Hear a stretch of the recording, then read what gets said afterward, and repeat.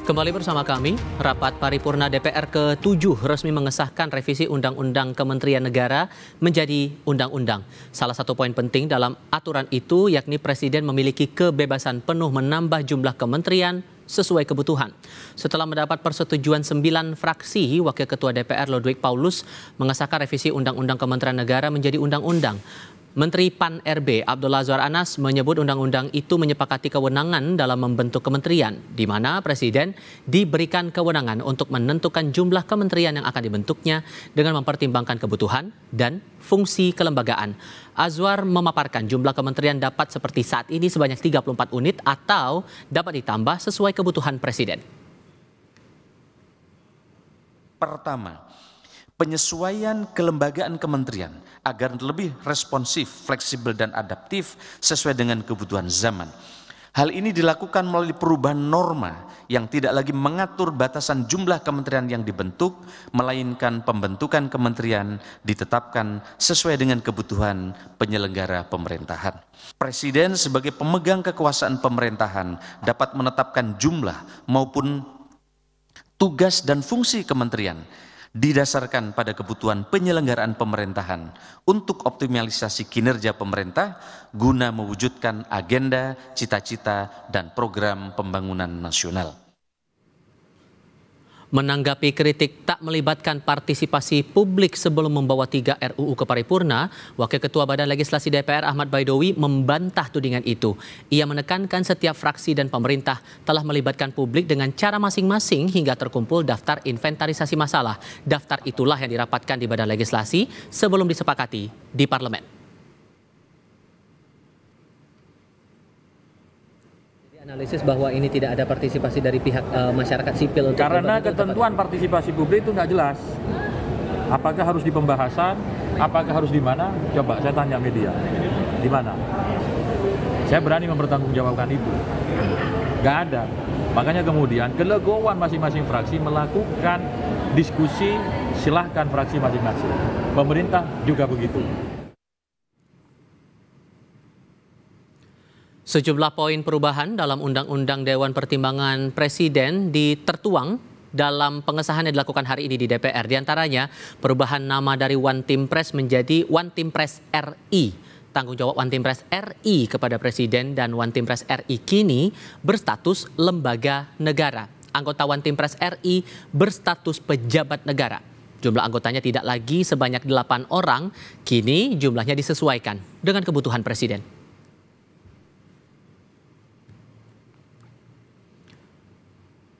Peneliti Forum Masyarakat Peduli Parlemen atau Formapi Lusius Karus menyoroti langkah DPR yang mengebut atau mempercepat pengesahan 3 undang-undang di akhir periode jabatannya. Lusius menyayangkan DPR bisa mempercepat pengesahan 3 undang-undang, tapi dari 259 RUU yang masuk prolegnas tahun ini, hanya 26 yang berhasil disahkan DPR sebagai undang-undang. Formapi mengkritik Undang-Undang Kementerian Negara dan One Team Press RI syarat kepentingan politik untuk mewadahi politik akomodatif Presiden terpilih.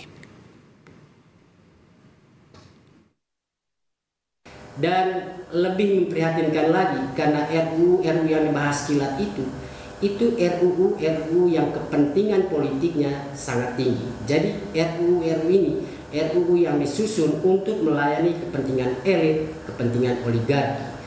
Dan RUU Kementerian Negara dan serta RUU One Team Press ini adalah wadah untuk bisa mengakomodasi keinginan Presiden baru untuk menjadikan kabinet dan juga lingkup One Team Press itu sebagai ruang akomodatif untuk menampung berbagai kepentingan politik dari partai-partai yang diminta untuk bergabung di koalisi pendukung pemerintah periode 2024-2029.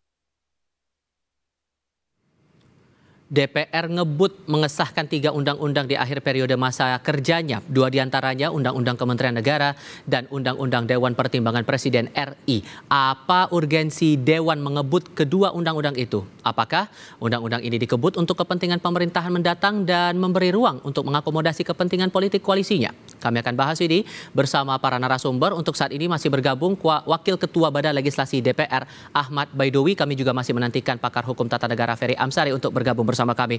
Mas Awi, selamat sore. Sore. Ya, terima kasih sudah bergabung bersama kami. Masih ada kritik bahwa walaupun kemudian sudah disahkan di paripurna hari ini, tapi masih ada kritik bahwa kok terkesan ngebut, urgensinya apa kalau begitu? Apa bisa Anda jawab dari ini? Ya, kritik itu sesuatu yang wajar dalam iklim demokrasi, berarti menunjukkan bahwa demokrasi kita masih sehat gitu.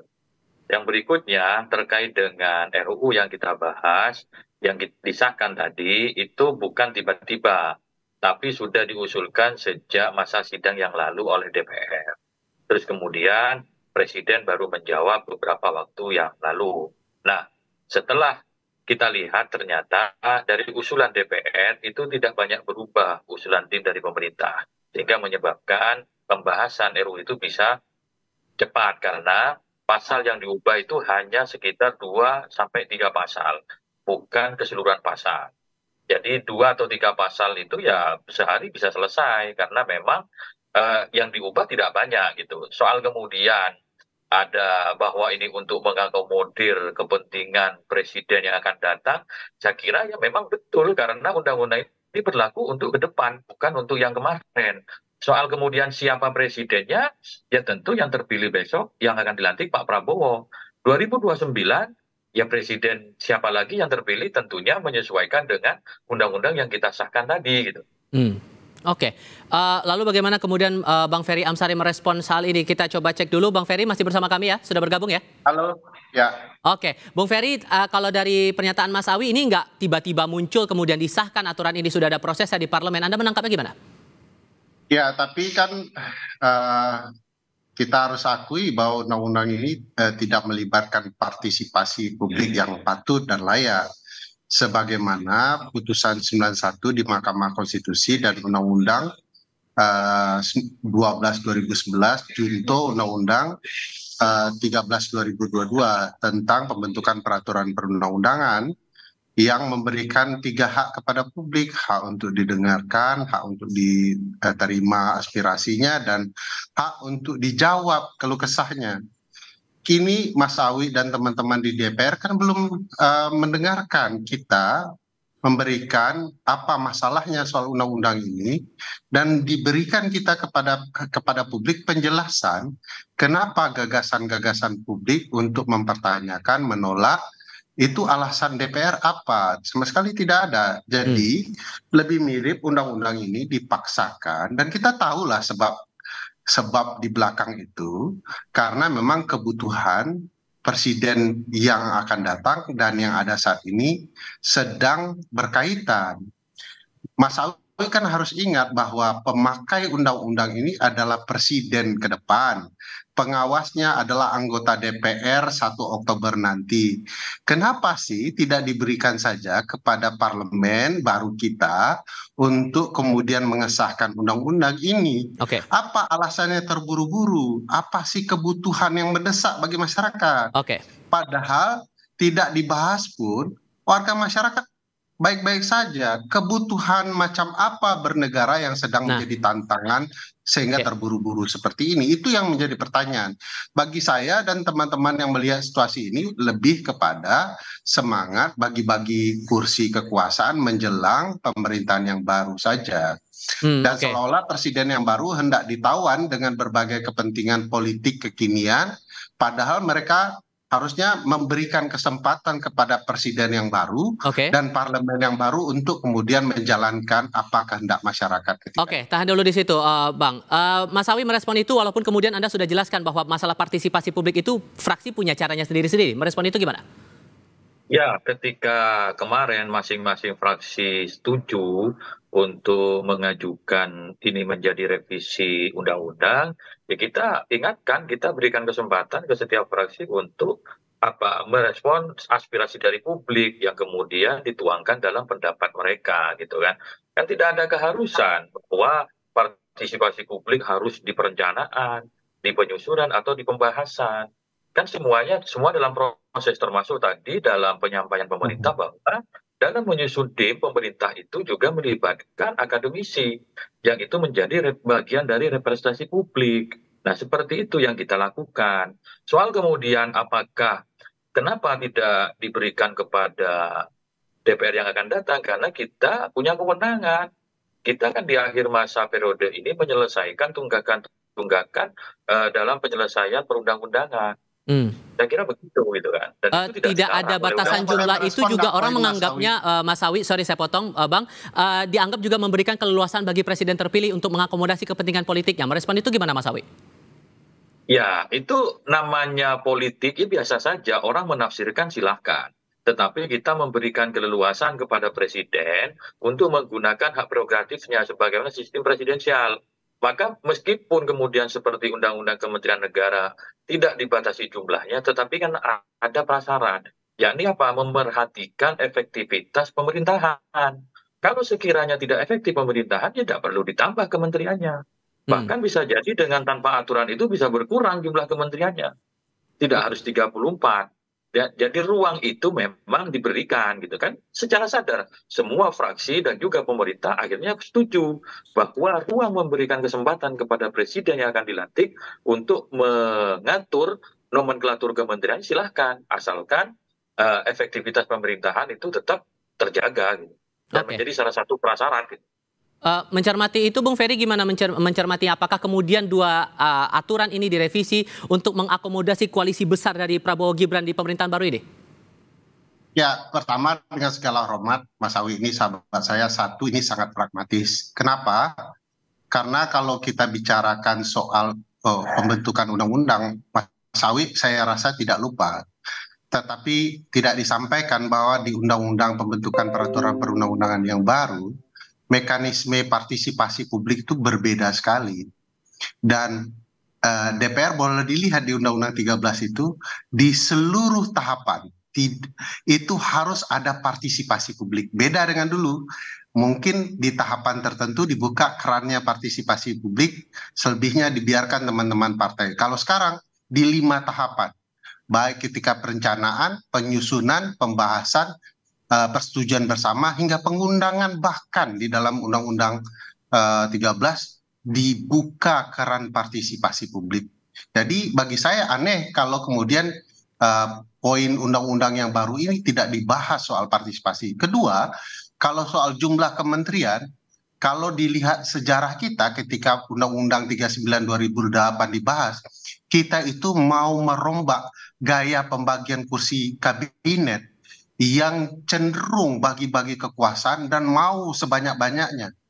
Gagasannya supaya presidensial efektif bisa dihasilkan, agar kabinet betul-betul bekerja dengan baik. Tapi kan bisa saja dikurangi dari 34 itu kementeriannya. Jadi kan hak keleluasaannya bisa dipegang lebih besar lagi oleh presiden. Itu versi DPR pemikirannya, Bang Ferry.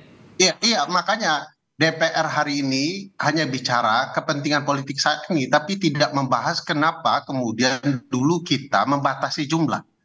Kan ada tujuannya.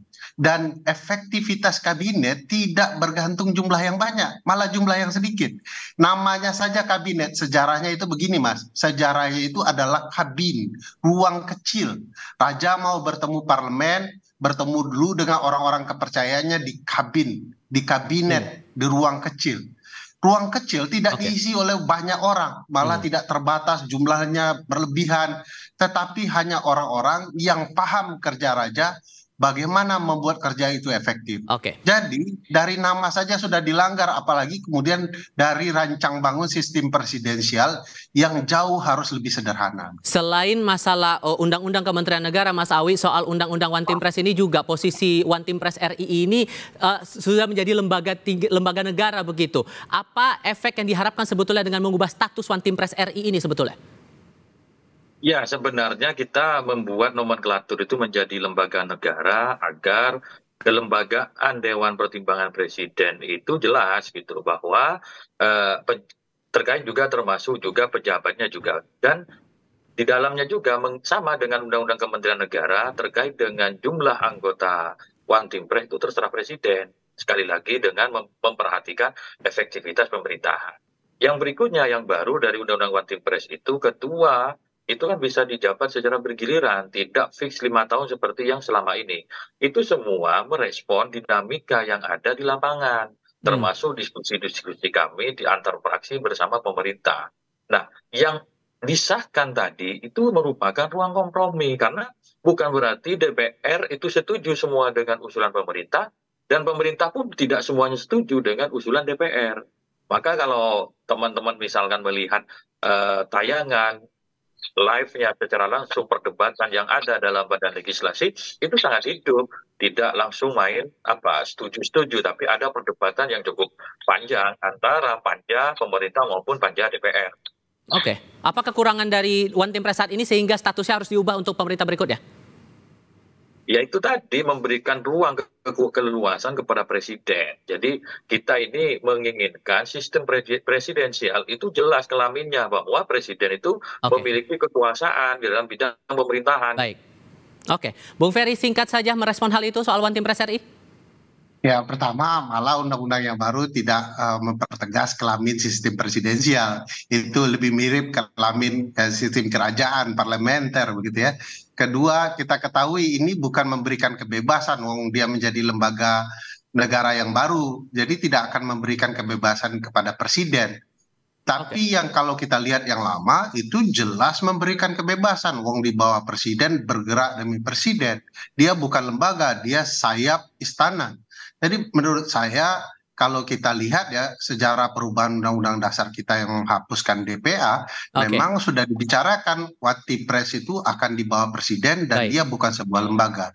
Bagi saya ini semacam pengkhianatan dari cita-cita reformasi ya, dan sekedar untuk membahagiakan orang-orang yang akan segera pensiun saja menurut saya. Implementasi dari aturan ini yang menarik untuk dicermati. Mas Awi dari DPR, terima kasih. Bang Ferry Amsari juga terima kasih sudah berdiskusi bersama kami. Selamat sore semuanya. Terima kasih.